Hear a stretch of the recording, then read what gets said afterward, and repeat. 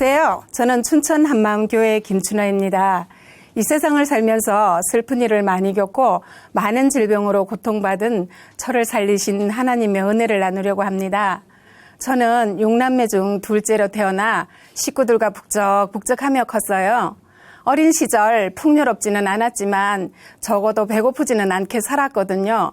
그런데 어느 날 우리 가정은 산속에다가 소나무를 잘라서 집을 짓고 이사를 했어요.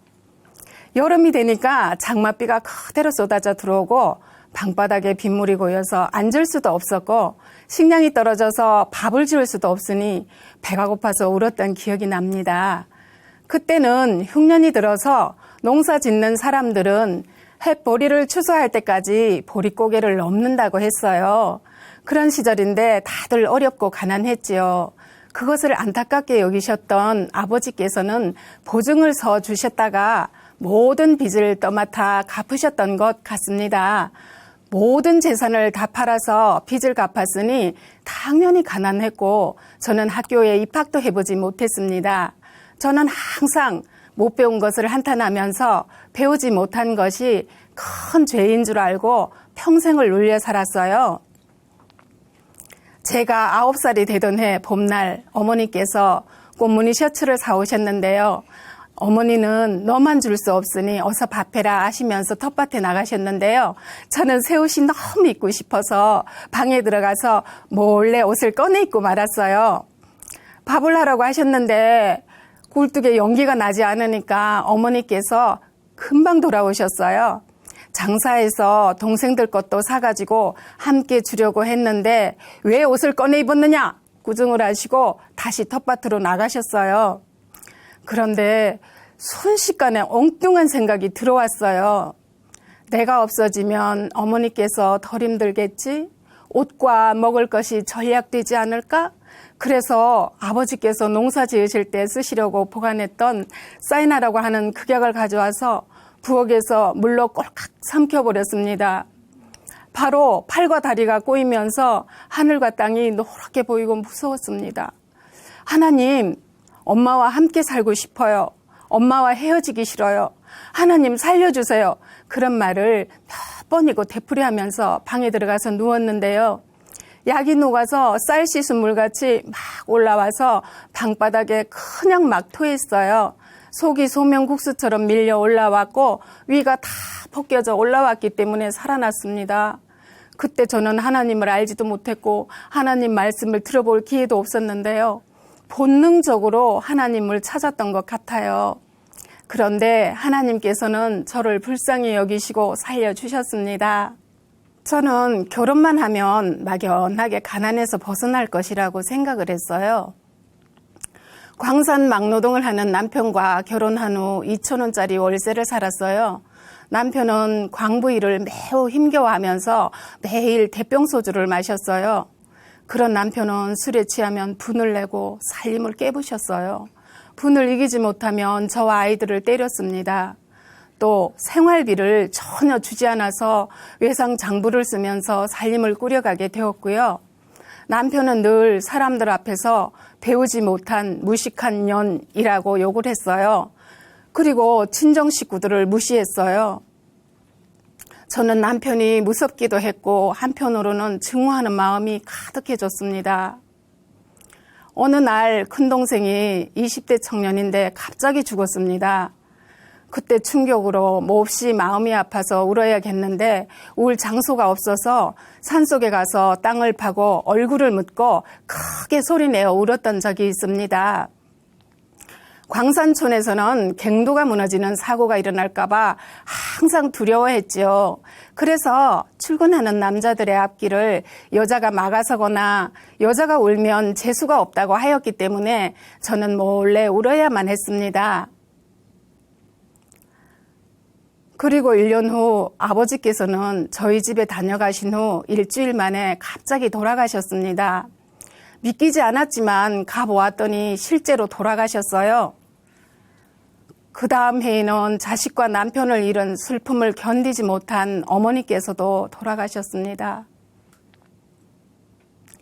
그리고 1년 후 둘째 동생이 전기 공사를 하다가 감전사고로 20대 청년으로 죽었습니다. 죽은 동생이 안 죽은 것 같아서 동생이 돌아오면 이 엄청난 일을 원상태로 돌려놓고 반드시 해결할 것만 같아서 병원 정문 앞을 바라보고 동생을 기다렸는데요. 그만 정신을 잃었던 것 같습니다. 깨어보니 벌써 장사를 다 끝냈다고 했어요. 아버지께서 살아계실 때 제사를 중요하게 여기시고 정성껏 조상 제사를 모셨는데 도대체 왜 이런 일이 일어날까 하며 가슴을 치고 통곡을 했습니다. 매일같이 걸음도 비틀거리면서 걸어 다녔고 다니던 공장 일도 그만두게 되었어요. 몸과 마음은 황폐해졌고 사는 것이 바로 지옥이었습니다. 왜 살아야 하는지조차도 알 수가 없었고 이웃 사람들이 어디가 아픈가를 물어보아도 아무 말도 하지 않았어요. 그때부터 많은 사람들이 전도를 하러 왔습니다. 나 자신도 살기 힘들어 죽겠는데 왜 하나님을 믿으라고 해? 하며 불같이 화를 냈습니다. 얼굴도 모르는 이스라엘 낯선 사람을 하나님이라고 믿으라고 하니 정말 화가 났어요. 또 오늘 우리 집에서 가정 예배가 있으니 함께 예배하자고 손을 잡고 끌고 갔는데요. 예수님을 싫어하면서도 이상하게 찬양을 들으면 어깨가 들썩거릴 만큼 눈물이 쏟아졌어요. 너무 울음이 나와 뿌리치고 집으로 돌아왔습니다. 저는 점점 집 밖을 나가기 힘들어졌어요. 사람들의 얼굴만 쳐다보면 화가 치밀어 올라와서 말을 할 수가 없었어요. 집에 누워있으면 거미줄 같은 것이 제 온몸을 꽁꽁 묶고 있는 것 같았어요. 집 안에 있는데도 밖에서 일어나는 일들이 환하게 보였어요. 껌을 씹는 사람, 슬리퍼를 신는 사람들이 보였는데요. 실제로 창문을 열어보면 그 사람들이 그대로 있었어요. 설마 했는데 섬찟하고 철렁했어요. 또 밤새도록 일정한 간격으로 아하? 아? 하는 비웃음소리가 들려서 잠을 이룰 수가 없었어요. 결국 저는 뇌출혈로 쓰러지게 되었습니다. 퇴원해서 회복 기간이 7년이 걸렸어요. 집에 있으면 전철 소리가 들리곤 했는데 언제쯤 혼자서 전철도 타고 자유롭게 다닐 수 있을까 생각했어요. 하지만 또 쓰러질까 봐 두려워서 문 밖으로 나갈 수가 없었어요. 뇌수술 후 감기를 달고 살던 어느 날 음식을 전혀 먹지 못해서 검사를 받게 되었는데요. 검사 결과 결핵으로 판정받았어요. 13개월 약을 복용하고 완치가 되었습니다. 그런데 결핵에 대한 치료를 끝내고 나니까 손이 뻣뻣하게 구부러지지 않게 되었어요. 무엇을 잡으면 툭 떨어뜨리고 해서 1년 동안 침을 맞고 약물 치료를 했는데요. 하지만 낫지 않아서 결국 양손 모두 신경수술을 받게 되었습니다. 손에 대한 치료를 다 끝내고 나니 이번에는 얼굴이 하얗게 변해 있었습니다. 혼자서 이 병원 저 병원을 막 찾아다녔는데요. 다들 치료가 어렵다는 이야기만 했어요. 낙심한 마음으로 집으로 돌아가는 길에 이제는 하나님께 의뢰해 봐야겠다는 생각이 간절하게 들었어요. 아무 교회나 들어가서 기도를 했어요. 기도할 줄 몰랐지만 하나님 정말 계시면 보여주세요 하며 기도하고 살아계신 하나님을 찾아 이 교회 저 교회를 찾아다녔어요. 사람들이 우리 교회 목사님 잘 가르쳐 하면 따라가 보았고요. 우리 교회에 하나님이 정말 살아계신다고 하면 따라가 보았는데요. 다른 사람은 계신다고 하는 하나님이 제 눈에는 보이지 않았어요. 어느 해 크리스마스를 앞두고 세상 모든 사람들이 들떠있을 때 저는 슬픈 일을 많이 보고 많은 질병으로 고통받았던 제 모습에 괴로웠어요. 이런 마음으로 잠 못 들고 있었는데 막내 아들이 엄마 요한복음 읽어보세요. 예수님이 부활하셨어요. 라고 했던 말이 문득 떠올랐어요. 성경을 꺼내 요한복음을 보았는데요. 하나님을 본 사람은 아무도 없는데 독생하신 하나님이 나타내셨다는 거예요. 그리고 나타내신 분이 바로 예수님이라는 사실을 알고 너무 큰 충격을 받았어요. 또 하나님이 세상을 이처럼 사랑하셔서 독생자를 주셨다는 말씀이 그대로 마음에 임하더라고요. 너무 기뻤어요. 저는 이 말씀을 붙들고 가슴이 뛰고 기뻐서 잠을 이룰 수가 없었어요. 그날 밤 뜬 눈으로 밤을 새웠습니다. 그로부터 1년 뒤 막내 아들의 간절한 기도와 권면으로 교회에 오게 되었고 부활하신 예수님을 만나게 되었습니다. 하나님을 마음에 두기 싫어했던 내 죄를 대신하여 십자가에 죽으시고 부활하신 예수님을 만나고 나니 더 이상 질병으로 날려버린 수많은 세월이 아깝지 않았습니다. 부활하신 예수님을 만난 그 기쁨이 너무 커서 아무것도 생각나지 않았어요. 부활하신 예수님이 나의 주, 나의 하나님이시라는 말씀이 너무 기뻤어요. 내 평생 이렇게 기쁘고 설레어 본 적이 없었습니다. 예수님을 믿지 않았던 죄를 회개하고 예수님을 내 마음의 주인으로 믿게 되니 이제는 더 이상 하나님을 찾아서 방황할 필요도 없고 요나의 표적 부활하신 증거대로 믿으니 이제는 예수님 한 분이면 족하다 하는 마음이 되었어요. 집으로 돌아가서 성경 말씀을 펴고 밤이 새도록 읽고 또 읽었어요. 도무지 이해되지 않았던 성경 말씀들이 이해되기 시작했고 말씀이 꿀송이보다 더 달았어요. 며칠 밤낮을 새며 앉은 자리에서 계속해서 성경 말씀을 읽다가 결국 심한 몸살에 걸려서야 성경책 읽기를 쉴 정도였으니까요. 예수님을 믿고 나니 슬프기만 했던 마음에 기쁨이 가득 차고 두렵고 불안했던 마음이 평강으로 바뀌었어요. 늘 달고 살던 신경안정제도 자연스럽게 먹지 않게 되더라고요. 제 마음의 모든 상처가 끝난 것은 옛사람의 죽음과 새 피조물의 말씀을 들을 때였어요. 저는 항상 많은 사람들 앞에서 남편의 폭언과 욕설, 멸시를 받았고요.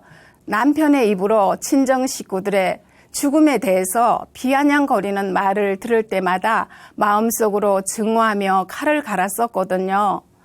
그런데 예수님이 십자가에 죽으실 때 상처받은 나도 함께 못 박아 죽이시고 예수님이 부활하실 때 나도 함께 부활시키셔서 새로운 피조물로 만들어 주셨다는 거예요. 내 영혼은 상처로 얼룩진 옛사람이 아니라 흰 눈보다도 더 깨끗한 새 피조물이 되었어요. 나는 더 이상 과거의 상처에 얽매이는 사람이 아닙니다. 이렇게 마음의 상처가 사라지고 기쁨이 임하니까 육체의 모든 질병도 떠나가고 건강해지기 시작했어요. 저는 늘 방에 누워있거나 기어다녔거든요. 사람들이 뇌출혈이 재발된다는 말을 할 때면 또 쓰러지면 어쩌나 하는 두려움 때문에 집 밖을 나갈 수가 없었어요. 그런데 예수님이 나의 주인이시니까 두려움이 사라지더라고요. 마귀가 저에게 겁을 주어 집안에 가두려고 한다는 생각이 들면서 용기를 내어 집 밖으로 나왔습니다. 걸어 다니지도 못했던 제가 시장에 가서 장을 보기도 하고 공원에 나가 산책을 하기도 했어요. 그런데 아무 문제도 없더라고요. 하늘도 예쁘고 산도 예쁘고 길에 핀 꽃들도 너무 아름다웠어요. 혼자서 전철을 타고 용산 가족공원도 가고 청계천도 가고 싶은 곳은 어디든지 자유롭게 다니게 되었어요. 병원마다 치료가 어렵다던 백반증을 하나님께서 고쳐주셨고 이제는 모든 약을 끊어도 되겠다는 마음이 들어서 늘 달고 살던 약봉투를 끄는 것이 벌써 7년이 되었습니다. 지금은 손자와 함께 주일학교도 다니고 주일 오전 오후 예배 오래 앉아 있어도 피곤하지 않아요. 이렇게 간증도 할 수 있게 되었고요. 사람들의 얼굴만 쳐다보면 화가 치밀어 올라와서 말을 할 수 없었던 제가 이제는 사람들을 자유롭게 만나요. 대화도 즐길 수 있게 되었고요. 저는 사람들이 내 상처를 다 알고서 나를 비웃고 있다는 생각에 늘 마음의 문을 닫고 사람들을 쳐다보지도 못했는데요. 이제는 오히려 제가 상처받은 사람들을 찾아가 위로하는 사람으로 변화되었어요. 무엇보다 저는 예수님을 믿고 너무 기쁜데 눌려있는 남편이 보이더라고요. 남편을 위해서 기도하는데 평생 아버지가 없다는 상처 때문에 우울증과 분노에 사로잡혀 있는 남편이 너무 불쌍하게 여겨졌어요. 지난 모든 세월을 덮고도 남는 긍휼한 마음이 제 마음에 부어졌어요. 남편을 구원해달라고 기도했는데 너무나 감사하게도 남편이 예수님을 믿게 되었습니다. 또 하나님께서 영혼에 대한 사랑을 부어주시니까 가만히 있을 수가 없더라고요. 매일 집 밖으로 나가 전도를 하게 되었어요. 손자와 함께 유치원에 오고 가며 만나는 모든 사람에게 전도지를 들고 전도를 합니다. 장애를 가지신 분들, 할아버지, 할머니, 중고등학교 학생들, 만나는 모든 사람에게 복음을 전해요. 상가마다 들어가서 사장님과 손님들에게 안녕하세요. 저는 춘천 한마음교회에서 왔어요. 예수님이 부활하신 기쁜 소식이에요. 전도지 읽어보시고 말씀을 붙드시고 가까운 교회에 나가세요. 하고 전도를 해요. 학생들에게도 전도지를 나누어주고 예수님이 부활하신 건 역사입니다. 전도지 읽어보시고 가까운 교회에 나가세요. 그러면 학생들이 큰 관심을 가지고 몇 번이나 유심히 살펴봅니다. 제가 즐겨하는 전도에는 공원 전도가 있어요. 한 번은 할아버지 할머니 10분이 앉아 계셨는데요. 전도지를 쫙 돌리고 읽어보시라고 하니까 그걸 뭐하러 봐도 하시며 도망가시는 분도 있었지만 대부분 관심을 갖고 살펴보시더라고요. 하루는 어떤 분이 눈이 안 보이셔서 전도지를 못 읽는다고 하시기에 제가 돋보기를 쓰고 읽어드렸어요. 아주 진지하게 들어주시더라고요. 그리고 내친 김에 제가 쓴 간증까지 다 읽어드렸지요. 쭉 들어보시더니 이게 도대체 누구의 글이냐고 참 놀랍다고 하셨어요. 알고 보니 그분은 젊은 시절 박사학위까지 받으신 분이셨어요. 그런 분이 제가 쓴 간증을 듣고 놀랍다고 하시니까 제가 오히려 놀랐습니다. 저는 초등학교에 입학도 해보지 못했기 때문에 항상 못 배운 것을 한탄하면서 못 배운 것에 눌려 살았는데요. 이제는 제가 세상 학문에는 무식할지라도 이제는 하늘의 지혜를 아는 자가 되었습니다. 이제 저는 예수님과 함께 죽고 거듭난 새 피조물이에요. 제 인생을 통틀어서 계산을 해보아도 저에게서는 자랑할 것이 아무것도 없어요.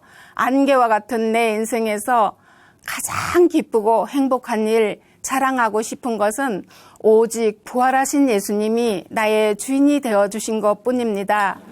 저처럼 이 세상을 살면서 슬픔과 상처, 질병으로 고통받으시는 분이 있으시다면 부활하신 예수님을 만나셔서 모든 상처를 치유받고 풍성한 삶을 누리시기 바랍니다. 감사합니다.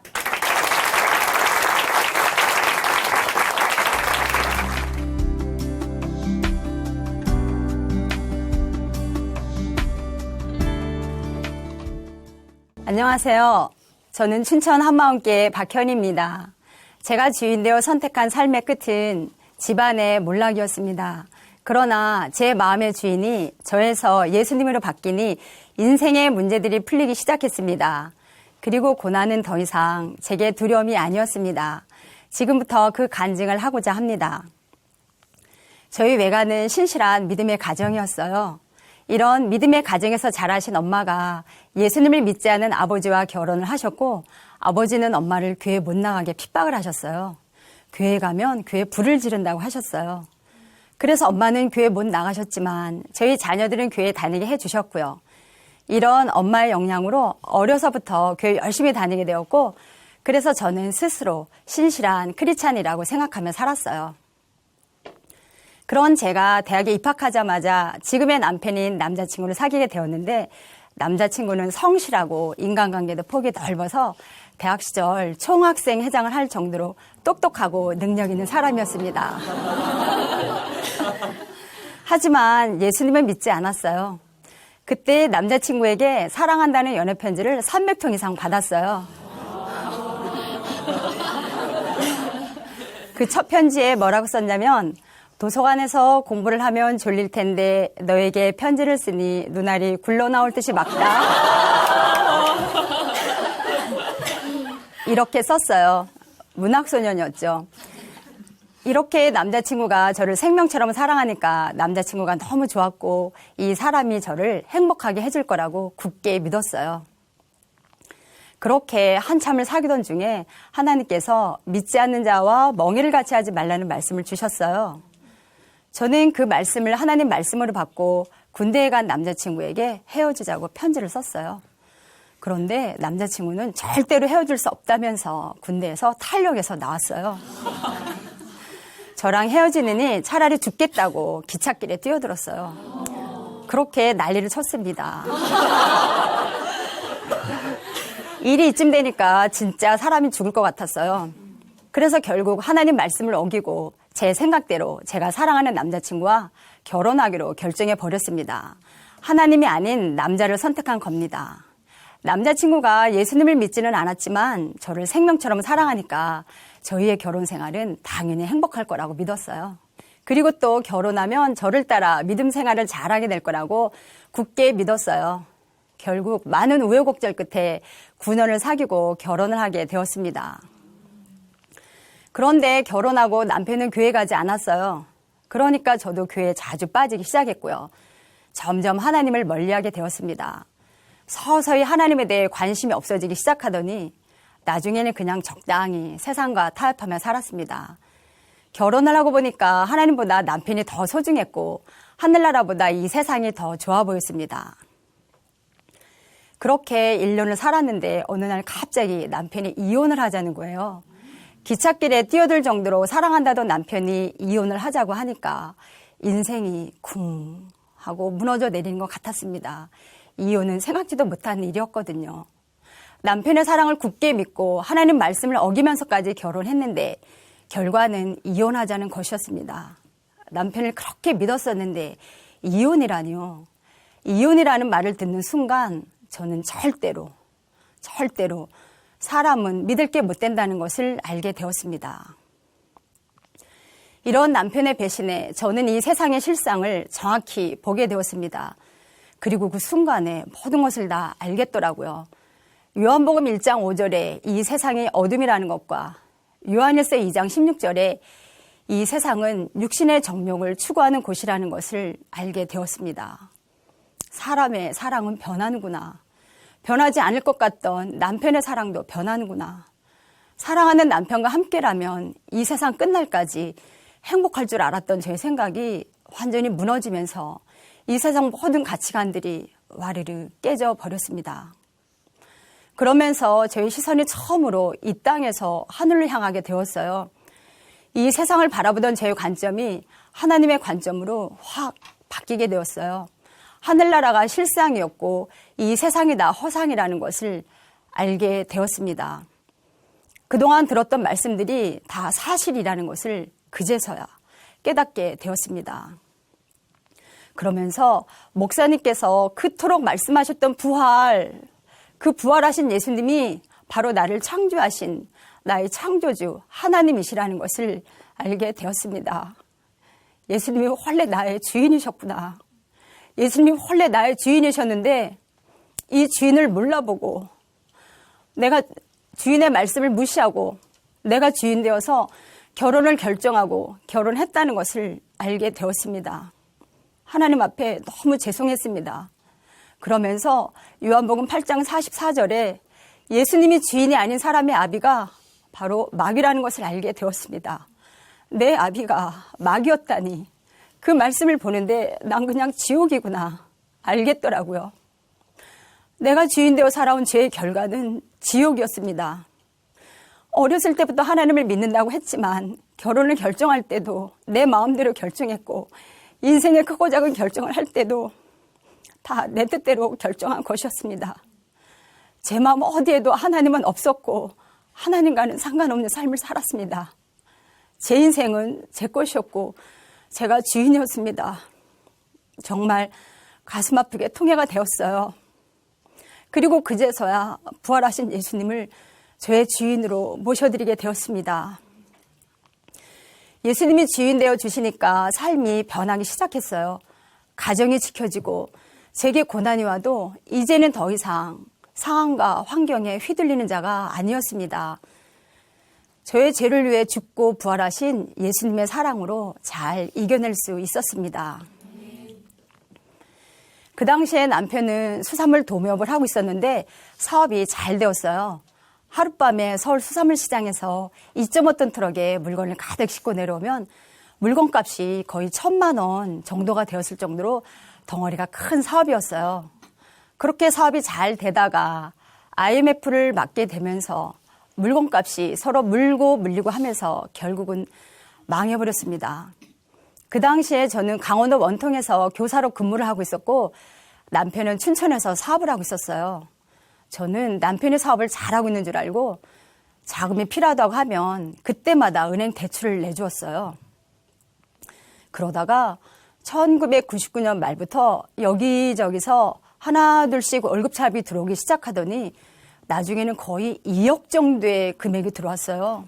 2억이라니요. 헉소리가 날 정도로 너무 놀랐습니다. 그 당시에 2억이면 제 월급으로는 겨우 은행이자만 갚을 수 있었고 원금은 그대로 남아서 평생을 갚아도 못 갚는 금액이었어요. 결국 하루아침에 모든 것을 다 잃어버리게 되었고 많은 빚쟁이들에게 시달리는 신세가 되어버렸습니다.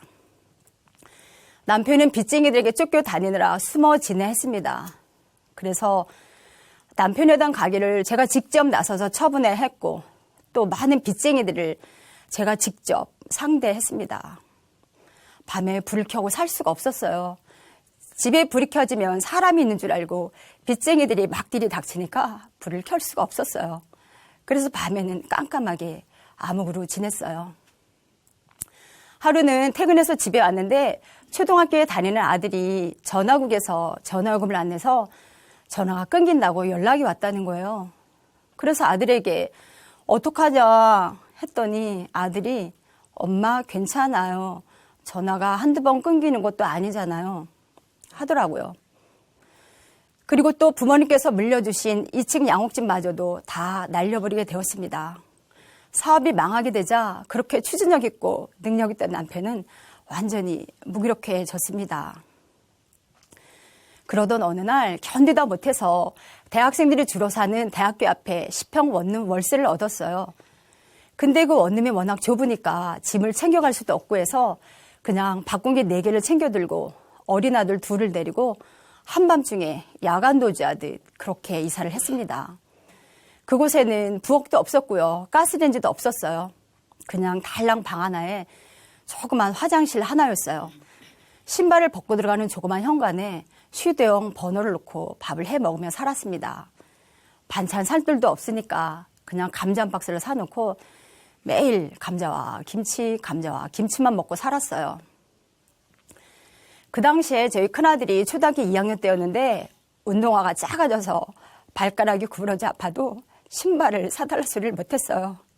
저희 형편이 워낙 어려운 걸 보니까 어린애가 말을 못한 거죠. 언젠가 친정엄마가 저희 집에 오셨어요. 창문으로 아래를 내려보시다가 차 지붕이 다 까지고 벗겨진 허름한 차를 발견하셨어요. 남편에게 저렇게 허름한 차가 다 있네 하셨어요. 남편은 굵고 짧게 제 차입니다. 엄마는 아무 말씀도 못 하셨어요. 15년이 훨씬 넘은 거의 폐차 수준의 차였죠. 어느 날 제가 그 차를 운전하고 가다가 주유기에 빨간불이 들어왔어요. 주머니를 뒤져보니 2,000원밖에 없었어요. 주유소에 들어갔습니다. 얼마나치 넣어요? 2,000원이요. 얼마요? 2,000원이요. 제 얼굴을 빤히 쳐다보다가 기름을 넣어주더라고요. 또 자동차세를 2번이나 못 내서 차 번호판을 2번이나 뜯기기도 했어요. 그렇게 참으로 힘겹고 고달프게 살았습니다. 사업이 망하기 전에 하나님께 기도했어요. 망하는 것이 하나님의 뜻이라면 망하게 해주시고, 망하지 않는 것이 하나님의 뜻이라면 망하지 않게 해주세요. 그런데 망했습니다. 그리고 남편과 저는 세트로 신용불량자가 되었습니다. 그러나 감사했어요. 사업이 망해야 남편이 주님께로 돌아온다는 것을 알았기 때문입니다. 그때 목사님께서 10평 원룸으로 신방을 오셨어요. 2층 양옥집에 살던 저희가 10평 원룸으로 이사간 것을 보시고 목사님께서 마음이 많이 아파하셨어요.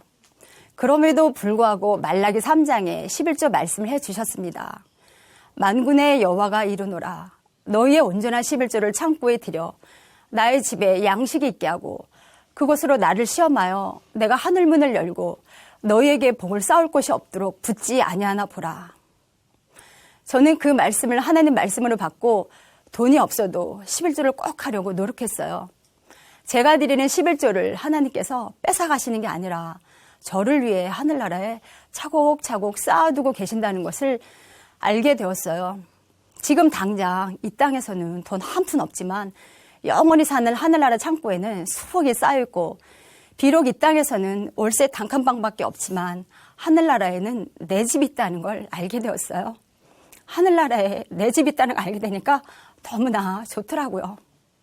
아무것도 없는 자 같으나 다 가진 자라는 말씀같이 제가 부자인 것을 알게 되었어요. 제가 부자더라고요. 제 주님이 계신 하늘나라가 너무나도 선명하니까 이 땅에서는 돈이 좀 없어도 상관이 없었어요. 물론 돈이 없으면 많이 불편하긴 합니다.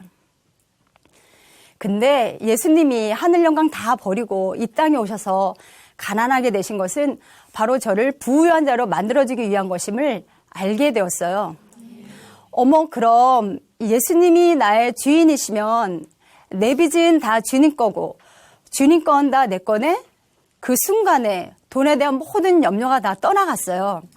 내 모든 빚을 주님께서 다 해결해 주실 거라는 믿음이 생겼어요. 그러면서 이 땅에서의 삶이 나그네 삶이라는 것을 알게 되었습니다. 이 땅에서의 삶은 휴가철에 잠시 바닷가에 가서 2박 3일 텐트 치고 놀다가 돌아오는 것과 똑같다는 것을 알게 되었어요. 주님께서 부르시면 다 놓고 가야 하는 삶이었습니다. 그 당시에 제가 좋아하던 찬송가가 있어요. 우리 서로 받은 그 기쁨은 알 사람이 없도다. 저는 이렇게 주님과의 사랑에 푹 빠져 살았습니다. 그때부터 10평 원룸에 살아도 불평하지 않았어요. 그런 저를 보며 남편은 행복해했고 남편과 제가 행복하니 아이들도 무럭무럭 잘 자라주었어요. 고린도후서 4장 말씀처럼 사방으로 의교쌈을 당해도 쌓이지 않는 삶을 살게 해주셨어요. 쫄딱 망했음에도 불구하고 이 교무실에서 나처럼 행복한 사람이 또 있을까라는 생각을 하며 살았어요. 그러면서 항상 기뻐하라, 범사에 감사라는 말씀은 저의 상황과 환경에 상관없이 누릴 수 있는 말씀이라는 것을 알게 되었습니다.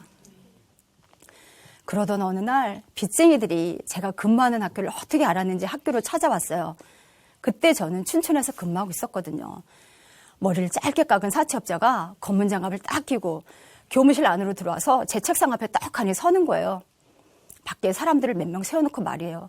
저는 너무 놀랐지만 그래도 손님이니까 가까스로 정신을 차리고 커피를 타드렸어요. 그리고 마음이 조마조마해서 있는데 커피를 다 마신 후에 그 사람이 A4 용지를 책상에 탁 놓으면서 사채빚 500만 원을 한 달내로 갚겠다는 각서를 쓰라고 했어요. 정말 무서웠어요. 거기에다가 만약 이때까지 빚을 갚지 못하면 교사를 못하게 될 줄 알아. 협박을 하는 거예요. 사채빚은 이자가 매일매일 붙으니까 원금보다 이자가 더 무서웠어요. 저는 어떻게 할지 몰라서 그냥 그렇게 하겠다고, 빚을 갚겠다고 얼떨결에 각서를 써주었어요. 안 그러면 교무실에서 난동을 부릴 것 같은 거예요. 그 다음날 새벽기도 시간에 그 종이를 들고 가서 하나님께 기도했어요. 하나님 아버지, 이 종이 보셨죠? 어제 빚쟁이가 저를 협박한 거 다 들으셨죠? 이 날짜까지 빚을 갚지 못하면 교사를 못하게 한대요. 이 날짜까지 빚을 갚게 해주세요. 간절히 기도했어요. 어떻게 방법이 없으니까 날마다 새벽기도 시간에 나가서 빚을 갚게 해달라고 기도했어요. 그렇게 계속 기도했는데 잘 해결되지 않던 남편 가게가 잘 처분되어서 정말 신기하게 그날째 그 빚을 갚았습니다. 하나님께서 저의 기도에 응답해 주셨습니다. 그 당시에 이사를 4번이나 다녔는데 어떤 때는 빚쟁이들이 자꾸 집 앞에 서성거리는 것 같으니까 너무 무서워서 이사한 지 2달 만에 또 다른 집으로 이사를 가기도 했어요. 그렇게 많은 어려운 일들이 있었지만 부활하신 예수님께서 저의 주인 되어 주시니까 잘 견뎌낼 수 있었습니다. 그때 제가 좋아하던 말씀이 빌립보서 4장 6, 7절 말씀이었어요. 아무것도 염려하지 말고 모든 일에 감사함으로 기도하면 주님께서 평강으로 채워주신다는 말씀이에요.